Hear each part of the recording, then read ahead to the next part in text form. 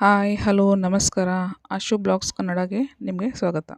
ಯಾವುದೋ ಹಬ್ಬ ಇರಲಿ, ಹೂರಣ ಹೋಳಿಗೆ ಮಾಡೋ ಶಿವೆ ಅಂತೂ ಯಾವುದೋ ಹಬ್ಬ ಪೂರ್ತಿ ಆಗಂಗಿಲ್ಲ. ಸೊ ಇವತ್ತು ನಾನು ಹೂರಣ ಹೋಳಿಗೆ ಹೆಂಗೆ ಮಾಡೋದು ಅಂತೇಳಿ, ಅಂದರೆ ನಮ್ಮ ಸೈಡ್ ನಾನು ಹೆಂಗೆ ಮಾಡ್ತೀನಿ ಅಂತೇಳಿ ಈ ರೆಸಿಪಿ ನಿಮ್ಗೆ ಶೇರ್ ಮಾಡ್ತಾಯಿದ್ದೀನಿ ರೀ. ನಾನಿಲ್ಲಿ ಕಟ್ಟಿನ ಸಾರ, ಕೋಶಂಬೀರ, ಆಮೇಲೆ ಬದ್ನೆಕಾಯಿ ಪಲ್ಯ, ಬಿಳಿ ಅನ್ನ, ಹೋಳ್ಗೆ, ಶಾಂಡ್ಗೆ ಇದೆಲ್ಲ ಹೋಳಿಗೆ ಮಾಡಿದಾಗಂತೂ ಪ್ರತಿಯೊಬ್ಬರ ಮನೆಯಾಗಂತೂ ನೈವೇದ್ಯಕ್ಕೆ ಇದೆಲ್ಲ ಬೇಕೇ ಬೇಕು. ಇದ್ರ ಜೊತೆ ನಾವು ಜಾಸ್ತಿ ಅಂದ್ರೆ ಬಜ್ಜಿ ಮಾಡ್ಕೋಬೋದು, ಇಲ್ಲಾಂದ್ರೆ ಬಟಾಟೆ ಪಲ್ಯನೂ ಮಾಡ್ಕೋಬೋದು. ಇಷ್ಟೆಲ್ಲ ರೆಸಿಪಿ ಒಳಗೆ ನಾನು ಜಸ್ಟ್ ಹೋಳಿಗೆ ಅಷ್ಟು ನಾನು ನಿಮ್ಗೆ ಹೇಳ್ಕೊಡಕತ್ತೀನಿ. ನಾನು ಕಡಲೆಬೇಳೆ ಒಂದು ಅರ್ಧ ಗಂಟೆ ಇಲ್ಲ 1 ಗಂಟೆ ನೆನೆಸಿಟ್ಕೋಬೇಕು ರೀ. ಬೇಳೆ ಸ್ವಲ್ಪ ನೆನೆದು ಅಂದ್ರೆ ಕುದಿಯೋಕೆ ಚಲೋ ಆಕ್ಕವ. 1 ಅಥವಾ 2 ಸೀಟಿ ಒಳಗೆ ಕುದ್ದು ಬರ್ತಾವೆ. 2 ಸೀಟಿ ಮಾಡ್ಕೊಂಡು ನಾನು ಈ ಕಡೆ ಬೇಳೆ ಕುದಿಸ್ಕೊಂಡಿದ್ದೀನಿ. ಆಮೇಲೆ ಕಟ್ ಸೆಪ್ರೇಟಾಗಿ ಮಾಡಿದ್ದೀನಿ. ಇದು ಕಟ್ ಒಳಗಿಂದ ಕಟ್ಟಿನ ಸಾರು ಮಾಡ್ಕೋಬೋದು. ನಾನಿಲ್ಲಿ ನಿಮ್ಮ ಜೊತೆ ಹೋಳಿಗೆ ರೆಸಿಪಿ ಅಷ್ಟೇ ಶೇರ್ ಮಾಡ್ಕೊಳ್ತೀನಿ. ಆಮೇಲೆ ಬೇಳೆ ಅಂತೂ ಕುದ್ದಾಗಿದ್ದಾವೆ.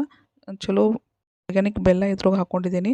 ಒಂದು ಅರ್ಧ ಕಿಲೋ ಬೇಳೆ ಇತ್ತಂದ್ರೆ ಒಂದು ಅರ್ಧ ಕಿಲೋ ಬೆಲ್ಲ ಯೂಸ್ ಮಾಡಿದ್ದೀನಿ ನಾನು ಈ ಕಡೆ. ಸ್ವಲ್ಪ ನಿಮಗೆ ಸ್ವೀಟ್ ಕಮ್ಮಿ ಬೇಕಾಗಿತ್ತು ಸ್ವಲ್ಪ ಬೆಲ್ಲ ಕಡಿಮೆ ಹಾಕಿದ್ರೆ ನಡೀತದೆ. ಬೇಳೆ ಬೆಲ್ಲ ಎಲ್ಲ ಕುಕ್ಕರ್ ಮೇಲೆ ಇಟ್ಕೊಂಡು ಸ್ವಲ್ಪ ನೀರು ಕಡಿಮೆ ಆಗೋಸ್ ತನಕ ಕುದಿಸ್ಕೊಂಡು, ಆಮೇಲೆ ಆರಿದ ಬಳಿಕ ನಾನು ಈ ಕಡೆ ಹೂರಣ ರೆಡಿ ಮಾಡ್ಕೊಂಡು, ಈಗ ಹೋಳಿಗೆ ಮಾಡಬೇಕಾದ್ರೆ ಹೋಳಿಗೆ ಹಿಟ್ಟು ನಾದ್ಕೊಳ್ಳೋ ಕನಕ ಅದು ನಮ್ಮ ಕಡೆ ಹೋಳಿಗೆ ಹಿಟ್ಟು ಅಂತ ಸಿಗುತ್ತೆ, ಅದನ್ನ ತೊಗೊಂಡು ನಾನು ಮಾಡಿದ್ದೀನಿ.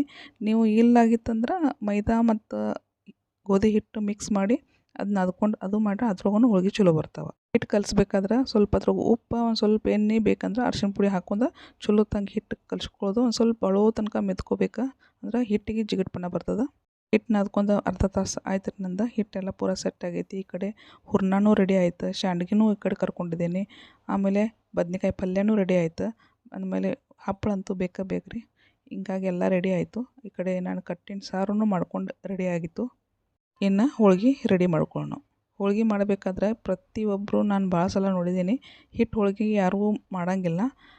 ಎಲ್ಲ ಎಣ್ಣೆ ಹಚ್ಚಿ ಹೋಳ್ಗೆ ಅಥವಾ ಮಾಡೋದು ಅಥವಾ ತಟ್ಟಿ ಮಾಡೋದು ಮಾಡ್ತಾರೆ.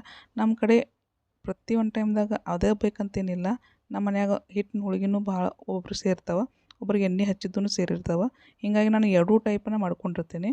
ಹಿಟ್ಟು ಹೋಳ್ಗೆ ಜಾಸ್ತಿ ಯಾರಿಗೆ ಗೊತ್ತಿಲ್ಲ ಅಂತೇಳಿ ಅದಕ್ಕೆ ಇವತ್ತು ಹಿಟ್ಟು ಹೋಳ್ಗೆನ ನಾನು ಶೇರ್ ಮಾಡ್ಬೇಕಂತೇಳಿ ನಿಮ್ಗೆ ಹಿಟ್ಟು ಹಚ್ಚಿ ಮಾಡಿ ಲಟ್ಟಿಸಿ ತೋರಿಸ್ತಾನೆ ನೋಡಿರಿ. ಒಂದು ಸ್ವಲ್ಪನೂ ಎಲ್ಲೂ ಹಿಂಗೇನು ಚಿಕ್ಕಟಾಸೋದು ಅಥವಾ ಹರಿದು ಮಾಡೋದು ಅಂತ ಇನ್ನೂ ಆಗೋದಿಲ್ಲ.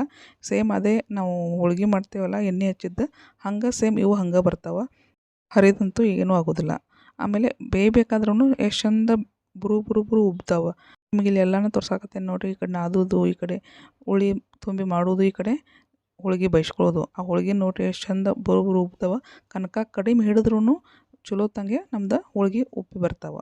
ಒಂದು ಸ್ವಲ್ಪನೂ ಎಲ್ಲೂ ಹಿಂಗೆ ಏನೂ ಮಿಸ್ಟೇಕ್ ಆಗಲ್ದ ಹರಿಲ್ದ ಹೋಳ್ಗೆ ಚಲೋ ಬರ್ತಾವೆ. ಬಟ್ ಅದು ಕನಕನೂ ಭಾಳ ಚಲೋ ಐತ್ರಿ. ಹೋಳ್ಗೆ ಹಿಟ್ಟು ಅಂತೇಳಿ ಮಾರ್ಕೆಟ್ನಾಗ ಸಿಗ್ತದೆ. ನೀವು ಅದೇ ಬೇಕಾಗಿತ್ತಂದ್ರೆ ನೀವು ಹೋಗಿ ಒಮ್ಮೆ ಕೇಳಿ ನೋಡಿರಿ, ಸಿಗ್ತಾವನ. ನಿಮ್ಮ ಜೊತೆ ಮಾತಾಡ್ಕೊತ ಹೋಳ್ಗೆ ಮಾಡಿ ಎಲ್ಲ ಮುಗೀತು ರೀ.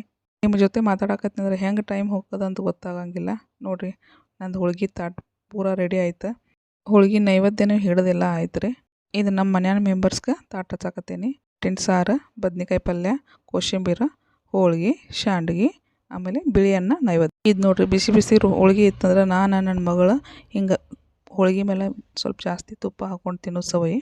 ನೀವು ಹೋಳ್ಗೆ ಮಾಡಿದಾಗ ನಿಮ್ಮ ಹೋಳ್ಗೆ ಹೆಂಗೆ ತಿನ್ನೋದು ಸೇರ್ತದಂತ ನಕ್ಕಿ ಶೇರ್ ಮಾಡಿರಿ. ಇದು ಸ್ಪೆಷಲ್ ಹೋಳ್ಗೆ ತಾಟ ನಿಮ್ಮ ಸಲುವಾಗಿ ಹಚ್ಚಿದ್ದೀನಿ, ಸ್ಪೆಷಲ್ಲಾಗಿ ಎಲ್ಲರಿಗೋಸ್ಕರ.